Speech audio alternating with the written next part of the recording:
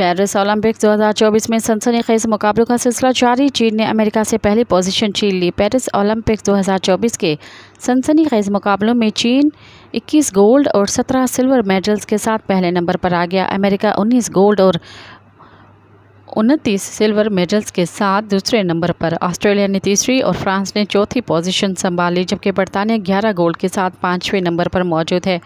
America के नोला लाइल्स ने 100 metre race जीतकर दुनिया की तेज़ तरीन एथलीट का एजाज़ हासिल कर लिया।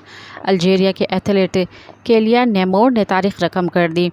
जिम्नास्टिक में ओलंपिक गोल्ड जीतने वाली पहली अफ्रीकी एथलीट बन गई। पेरिस ओलंपिक्स में पाकिस्तान के आखिरी एथलीट और मेडल जीतने की उम्मीद अरशद नदीम आज दोपहर को इलेक्शन में होंगे। ख्याल रहे कि जेवलिन थ्रो के मुकाबले में अरशद नदीम और भारत के नीरज चोपड़ा एक साथ ग्रुप ही में शामिल हैं। मज़ीद ख़बरनि ऐं तफ़सीलात लाइ विज़िट कयो असांजी वेबसाइट www.awamiNewsHD.com ऐं ॾिसंदा रहो अवामी न्यूज़ HD।